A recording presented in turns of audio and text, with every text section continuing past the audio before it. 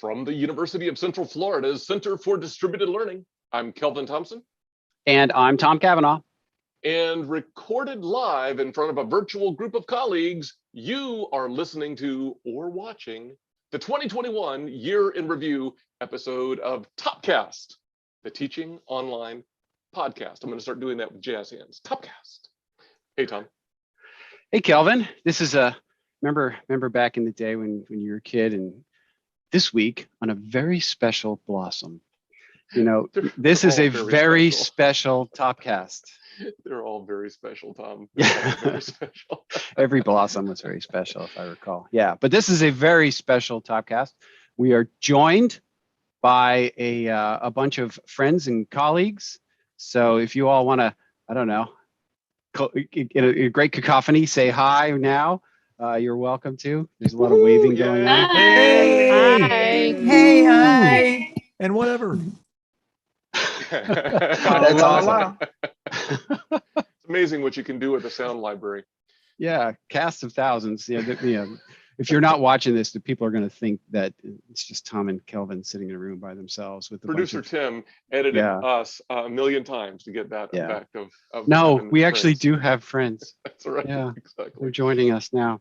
It's lovely. That's great. So here we are at the end of 2021, and as the year is kind of winding down, this is an opportunity for us to, as a community, step back, reflect on the lessons that we've learned from the past year in online education as we begin to prepare for a successful new year, 2022.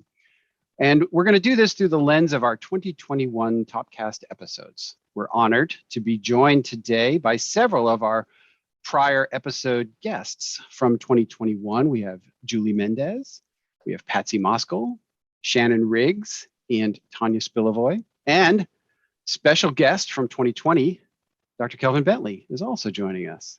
We are also joined, though, by a number of our devoted, we hope, TOPcast listeners, our friends, TOPcasters, who were available for today's live recording. And as we proceed, there will be opportunities for everyone to contribute, and we can hear from them, and to have the direction of the episode shaped on the fly as we go by our guests and friends. Yep, all that. Our live guests will serve as sort of real-time proxies for our listeners and watchers who are catching the episode later on. These guests will help us look back at the past year, identify themes maybe to explore today, add their own comments, and help us hopefully prepare for the year ahead. They'll do all of that with the miraculous, wonderful, delightful behind-the-scenes help of the famous producer Tim Reed, who will queue up on-screen response options for our live participants and who will prompt guests to unmute and speak if they're able and willing, or Tim may read written chat comments on their behalf if necessary. While there will be more visual elements than maybe in some of our episodes, we'll all work to stay mindful of our listeners who are depending upon audio to move this episode along. Yep, producer Tim of the famous, well, what do you think, Tim? Episodes and segments. So whether you're here with us in real time or listening, watching after the fact sometime in the year 2051, we would like to invite you to think about the following question. So our participants have been given a link. What is one word or phrase you would use to best characterize the year 2021 as it pertains to our online teaching and learning work? Tim has put on screen a real-time word cloud that will be made up of responses from our guests. We'll tell you what we are seeing as it develops. So again, what is one word or phrase that you would use to best characterize 2021 when it comes to online teaching and learning? They're often running. Blended show up real fast, and then modalities, and I love watching this. I could just watch this all day. It's like a lava lamp. It's like you guys are reading my mind. These are the words that were occurring to me. So I see modality, student support, synchronous, blended, evolving, expanding, crazy change, virtual, maybe my crazy change. Yes. Favorite phrase so far. Yeah. Evolutionary, virtual, expanding. Yep. It's cool. Open, I see. Yeah. Open. Leading.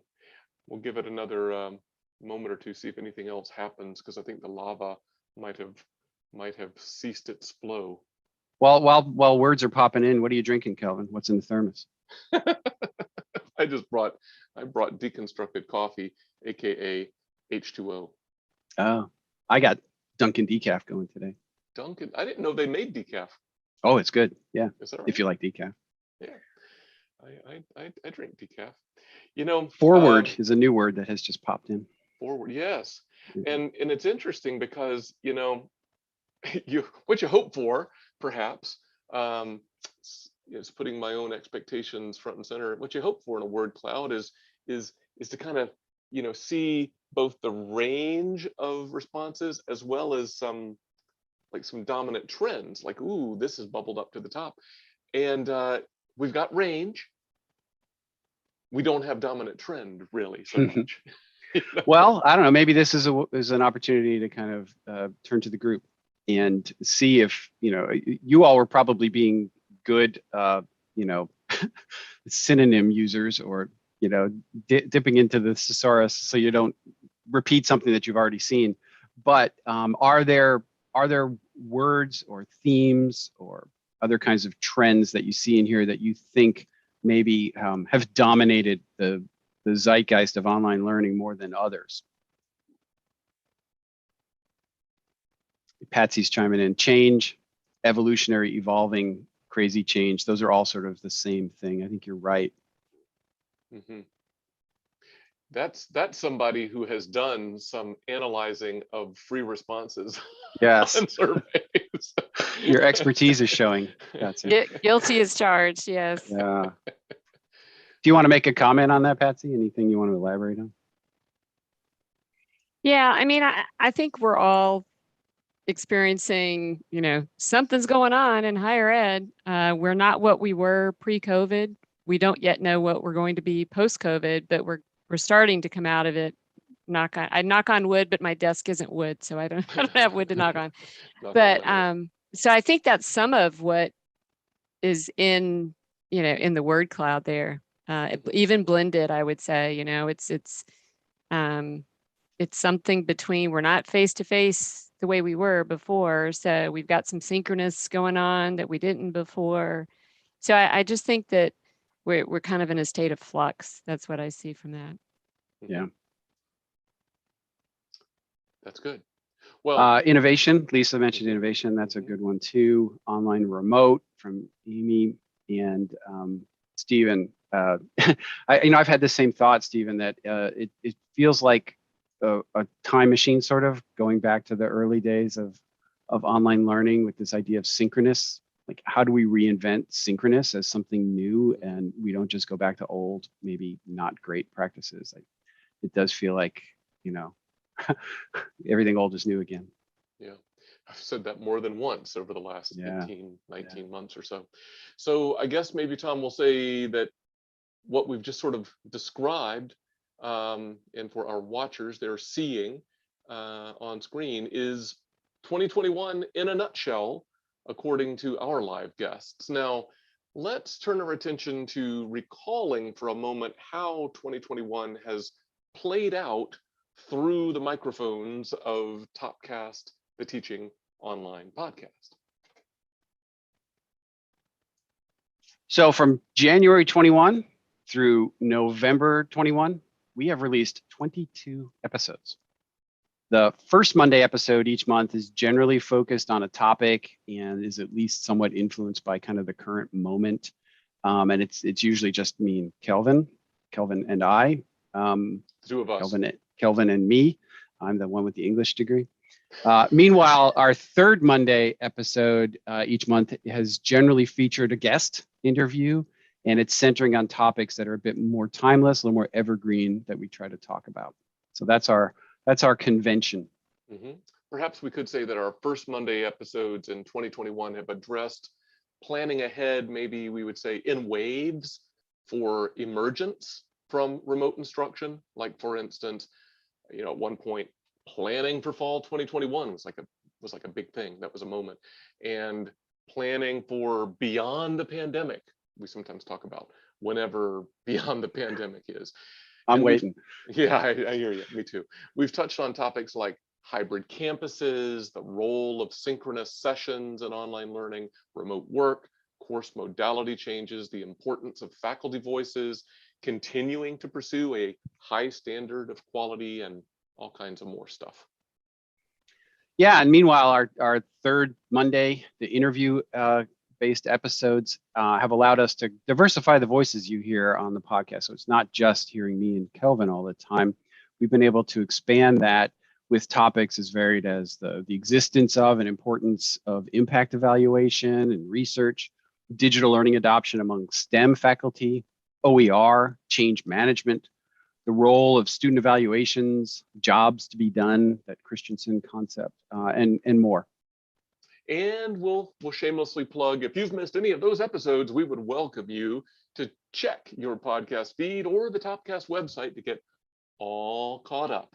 And that website is, if you don't have it tattooed on your forearm like I do, topcast.online.ucf.edu. So we thought that one useful feature of a year in review episode, Just one. We limit it to just one. Per one, episode. yeah, kind of our focal point here, and maybe more interesting, just hearing me and Kelvin blabber on, might be to identify an episode from the past within the last 12 months, and that's worth revisiting and discussing with our colleagues here live at the end of 2021. Yes, and controlling for the length of time different episodes have been available. The top 5 most downloaded episodes of 2021 are episode 81, Technology Adoption as Enabling the Right Thing. Episode 83, Rethinking Synchronous for the Post-COVID Era. Episode 85, Blended is the Future, and it's not just courses. Episode 86, When can we trust our students' perception of their own learning? And episode 97, Finding the Right Mix of Modalities at Your Institution. So producer Tim is providing our live guests and those watching at home with a poll through which they can choose the episode that they are most interested in revisiting today in our interactive episode. Perhaps a topic has enduring relevance, or perhaps something has changed that requires us to re-examine it. We'll look forward to hearing from our guests as they prepare to make comments or ask questions about the selected episode. It's a horse race here. I like it. These numbers changing. I know, it's cool. Yeah. Currently, it looks like the Blended is the Future is coming out on top with Finding the Right Not Mix by of much, Modalities. but it seems to it's be changing up. It's like bumping around now. Like, what's happening? What's happening? It's clearly Blended seems to be the winner, though. Yeah. It's like man, like people love a winner. They would just want to vote for that when it's on top. It's separating a little bit.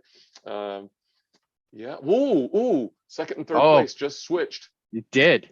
Wow, how dramatic. Second was Finding the Right Mix of Modalities at Your Institution, but it just became Rethinking Synchronous for the Post-COVID Era. But they do look statistically tied. Yeah, they do. They were neck all right. Yeah. All right, so I think we've got our order here. We call it. I think so. Yeah. It looks like the polling is all stabilized and finished, and the episode chosen for a revisiting of its themes here at the end of 2021 is indeed Blended is the Future, and it's not just courses. And so we're going to ask our live guests to begin formulating their observations, comments, questions, etc., related to a revisiting of this Blended is the Future episode. And so we'll ask our live guests to please post your comment in the chat, or just note in the chat that you want to speak, and we'll go from there. Yeah, we'd love to hear you speak. So Tim will be queuing up each audience member who has posted something in the chat. Once it's queued, if you're able to unmute and make the comment yourself, please do. I think our audience would love to hear from you. If we don't hear from you quickly, or if you prefer, Tim will read aloud what you've posted on your behalf. So out of courtesy to all assembled, please try to focus your remarks to a couple sentences, but we definitely want to hear what you have to say. And it's interesting that Blended won, because that was the very first word that popped in on our word cloud. It's true. Good observation. Good connection. That is, it went like boom, Blended, and then it sort of settled down. That's interesting. So maybe, Tom, while our guests are posting in the chat, perhaps we can set the stage with our initial host reactions briefly to this episode chosen for revisiting? Like, for instance, are you surprised? I'll ask you that came up No, on top. I don't think so. Given where we are in the pandemic, it's certainly something that dominates our thinking here, and we have a lot of conversations about it. It's a kind of a phrase that I've stolen from you. You've been saying a lot that blended is the future, and I do think as we come out of the pandemic from 100% remote, those remote practices, many of them are going to just linger and remain. And how do we put them to the best use within a broader context of face-to-face and online? So that's got blended kind of all over it. Yeah, for sure. And shout out to our colleague, Dr. Tanya Justin, who we need to have back on the show at some point. She was a guest a number of years ago. Tanya, as it turns out, has been saying that blended is the future maybe longer than anybody. I found it, written in a published piece of hers. Like, man, she'd been saying this for a while. So no desire to co-opt that, but we have been saying a lot on the podcast lately as well. And the fact that it's like you said, Tom, practices, not just courses, but blending of like student course taking behavior, blending of taking online and face-to-face and other modalities, as well as we've talked about in that episode, what we might call blended student services, and all that kind of stuff. So well, speaking of Tanya's, I saw Dr. Tanya Spilavoy raise her hand. Tanya, did you have a comment that you wanted to make? I think one of the things that we were just discussing about this post-COVID or current COVID environment is that everyone has these different opinions and comfort level with blended in-person, online environments. And when we're talking about this kind of like open leadership or a new way of doing things, there's so many different opinions on people's comfort levels, what kind of interactions they're willing to engage in. And, I see folks who are still kind of hiding in their houses and haven't been to a restaurant yet, while others are excited to be in person without masks. And so it's an interesting time when we talk about blended and what's next in higher education, because so many people are at so many different places in their opinions and comfort levels around social interaction. So I'm really fascinated to see what will happen next and how this group thinks about this episode and what's coming in the future. Great point. So true. Everybody's at a different place on the spectrum right now. Yeah, even in this office where we're sitting, everybody's in a different place. No, that's very true. I did notice we do have some more things posted in the chat, and I noticed that Shannon Riggs has politely raised her Zoom hand as well. So I don't want to step on producer Tim's facilitation toes, but maybe I see that hand. Shannon Riggs, maybe you can go, and then perhaps we can plan on queuing off of the folks in the order that they posted their things in the chat. Shannon? Sure.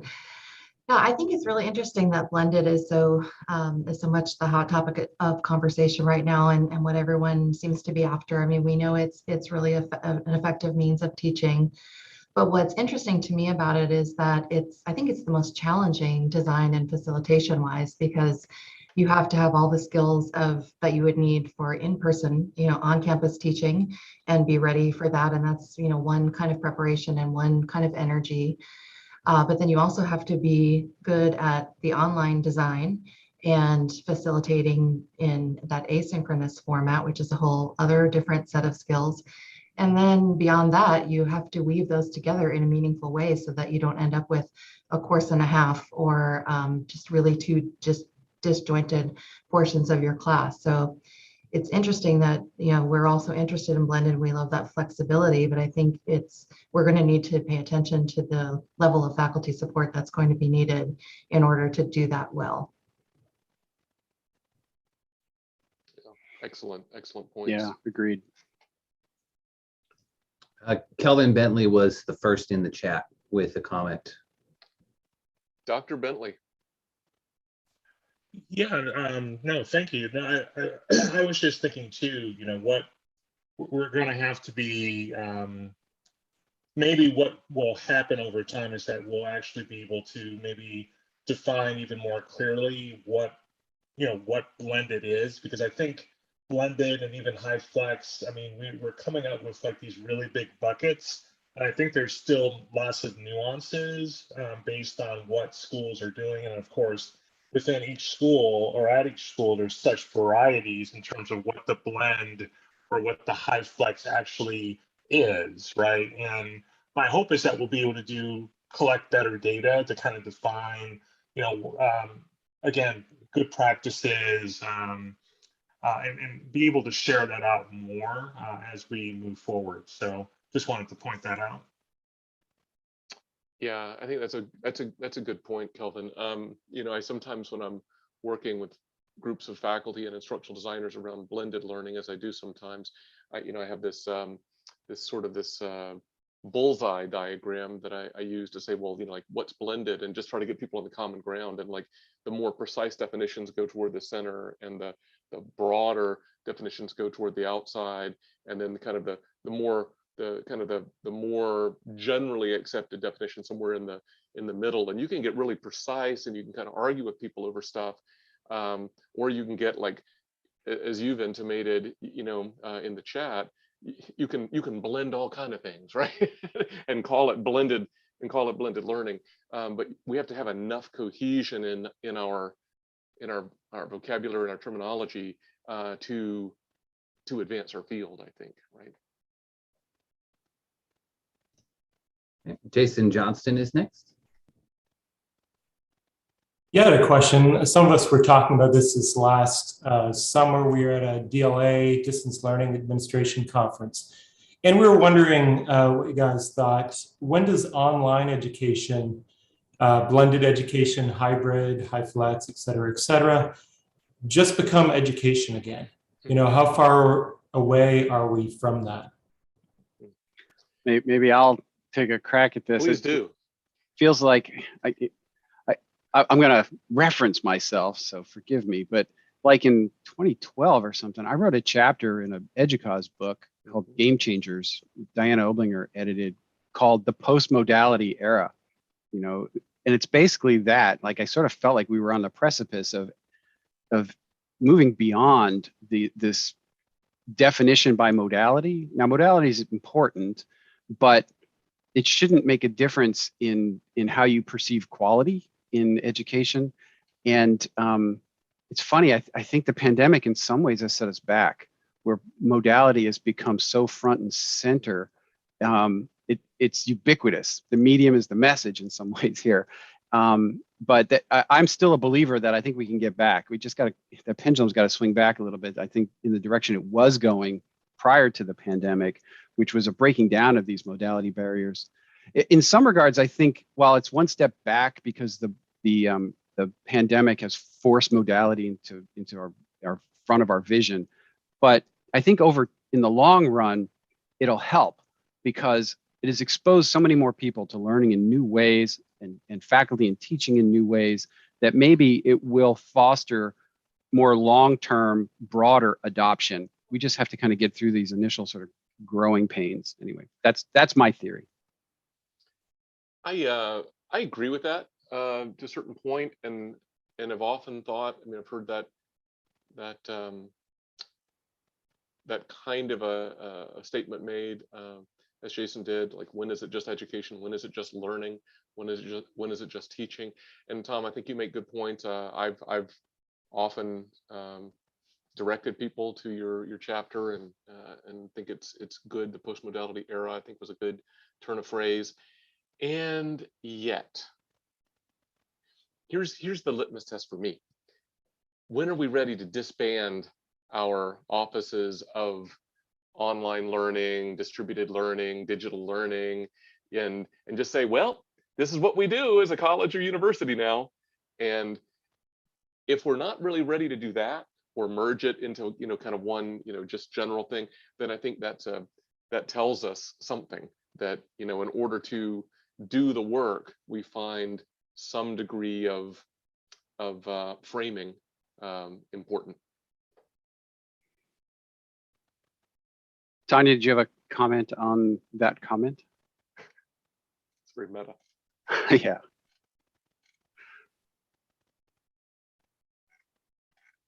Hearing none. Steven's where got are his we? hand raised. Yeah, I do want to comment about the modality question. I think for community colleges, this has been a good thing because of the equity problem. We need to talk about modalities more because we've been replacing one modality with another. We used to have lots of evening classes for a population of students, and they all went away because they became online courses. We didn't keep them for that population. We made them move. And I think that's going to be the challenge with blended learning and all these modality discussions is we need to increase the modalities to be more equitable for our students, while at the same time not churning off modalities because we decided they're done. That's a great point. We've seen a similar phenomenon here in our regional campuses where those students who would attend night class because they couldn't drive an hour to campus are now online. And there are fewer and fewer of students in our regional campuses. They become much more like services centers and advising kind of spaces. There is so much that we could continue to talk about this, but we might have time for maybe one last comment if we want to end somewhere close to on time today. Tim, where are we in our queue? I'm looking through. There was a lot of nice, like, companion discussion happening in the chat. Perhaps Lisa has her hand up, so we give her the last word on this. Awesome. Oh, the last word. Wow. Well, there's so much to say about student support and really making sure that we're considering what the students need, right? And go back, Stephen, to what you were just saying about, let's not forget about the tried and true modalities that a lot of our students are already used to, a lot of our faculty are used to. But for me, it's really about keeping in mind who you're serving as your students. And again, being strategic. And Tom and Calvin, you talked about with the mics on, mics off debate, that it goes back to that design piece, right? And really thinking through piece by piece, why this, using whether it's a synchronous or an asynchronous piece, why this is the best way, the best experience for the students at that time with that content and or that skill. Some activities are fine for fully asynchronous, but others, you really need to have a conversation. You need to fully engage. You need to interact with you and each other in the content in ways that the asynchronous piece just does not afford. Yeah, I think you said in the chat, it goes back to that intentional design. And and Shannon, I think, is reinforcing that in a different way by reminding us that you can't go wrong when you put students at the center of that initiative. Yeah.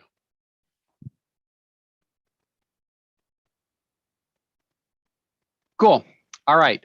So maybe as the clock winds down, that's a good spot to kind of leave today's discussion on revisiting episode 85, which is all about blended learning. So whether you were able to join us today live or not, we would love to hear other reactions to this discussion that you might have, and you know where to find us. Please reach out to us with your thoughts via email at topcast@ucf.edu or via Twitter at topcastnow. And now, a word from our sponsors. Some holiday seasons feature their very own nostalgic commercials.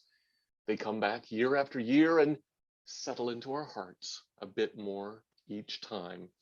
Whether it's Santa sledding down a snowbank on a Norelco shaver, or a small child in a chicken, or was it a duck costume expressing gratitude to the Easter Bunny, bark, bark, or Mr. Owl getting to the center of a Tootsie Pop. Okay, that one didn't have anything to do with a holiday. Some commercials are nevertheless beloved. So in this vein, we would like to remind you of the instant classic that we introduced last year, the commercial for the Dulcet Gurgles Holiday Extravaganza album. And as we prepare to wrap up 2021, and this episode, we would like to invite you to revisit the Dulcet Gurgles commercial. Have a little fun with our online education community.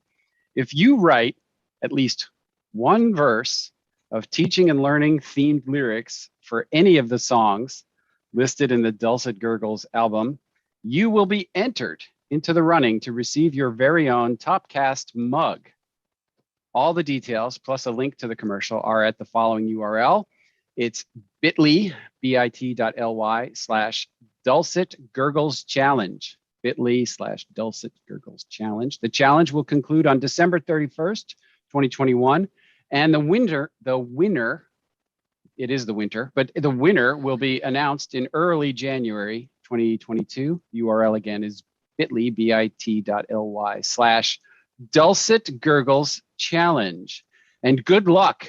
We did actually get some entries last year, is kind of what gave us the idea of people who wrote some lyrics for these ridiculous song titles. Ridiculous. Ridiculous, Kelvin. Jolly old asynchronous. Here's a mug for the commercial. Woo! That's right. That's right. I can't wait to see what we're going to get. And it'll be telling if we get a whole lot of nothing. But I am hopeful that there's a lot more creativity among our TOPcast listeners and watchers than that. So as long as we're being positive, optimistic, and grateful, perhaps that's a good time for us to say thanks to all of our guests who were able to join us in real time today for this episode recording. But you know what? We're also thankful to all of our TOPcast listeners and watchers, our friends of TOPcast, for the work you do in our field and for your kind attention to us. Because I mean, hard to believe anybody would. If you'll indulge us for a moment, though, this is also a good time for our annual public expression of gratitude to the broader TOPcast team, working, I'm sad to say, mostly unsung behind the scenes of each and every episode all year long.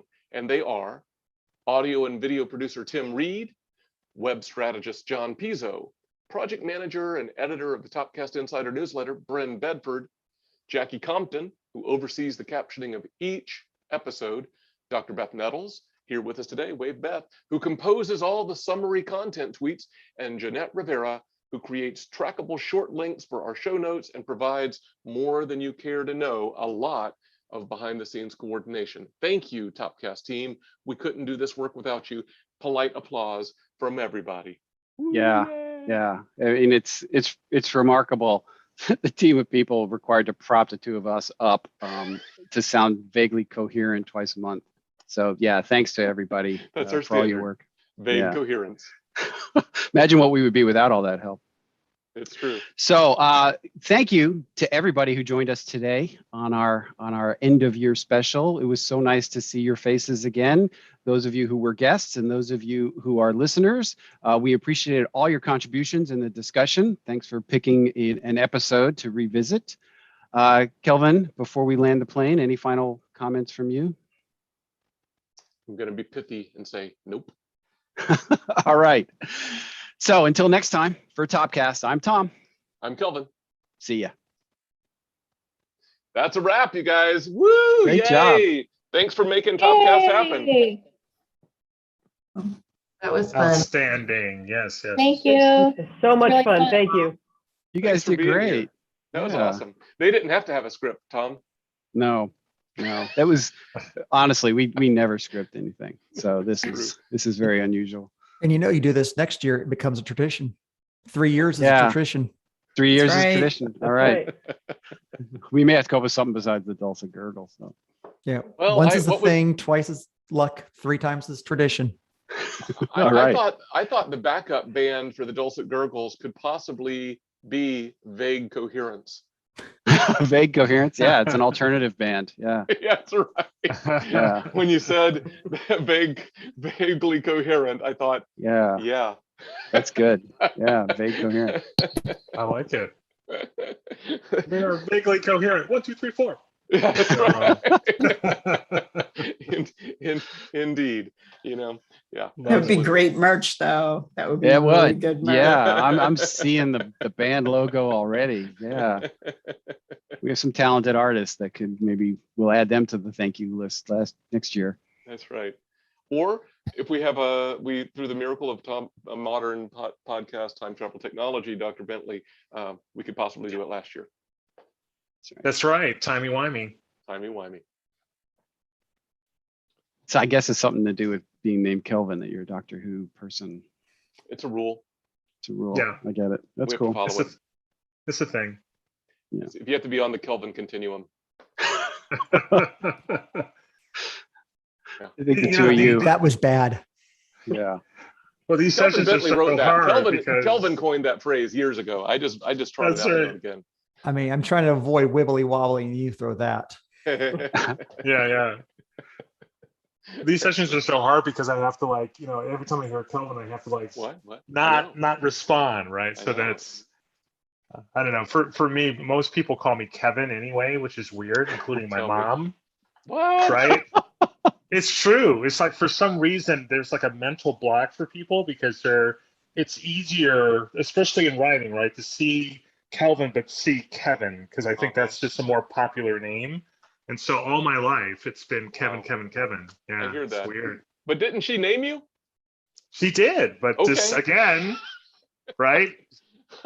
The I get it. zeitgeist is to call, you know, to be called Kevin, I think, more often. So And I know we need to wrap this up, but you know, I will say that I had this friend from Alabama years ago who was, you know, very, very nice, very sweet, and she would always say, "Why, hi Calvin, how are you?" And I, you know, I rolled with that, right? And somebody said, "You know, you're saying his name wrong.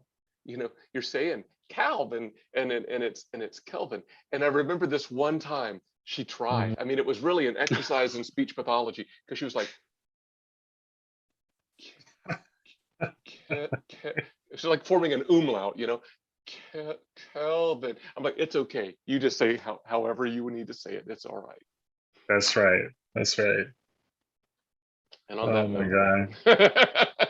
All right, gang. Thank you for everything that you've done for both TOPcast and the higher ed space this past year. It's been quite a year. So we No, appreciate thank you. all of you. Absolutely. All right. If you don't have anything else to do, feel free to bounce on over to the USDLA kickoff for National Distance Learning Week, where I'm going to be talking in about 9 minutes. So I better get over there. Hey, have a Y'all great talk, come. Hi, Kelvin. guys. Bye-bye. Thanks. See y'all. Knock 'em dead, Sure. Kelvin. Bye. Happy New Year. You too.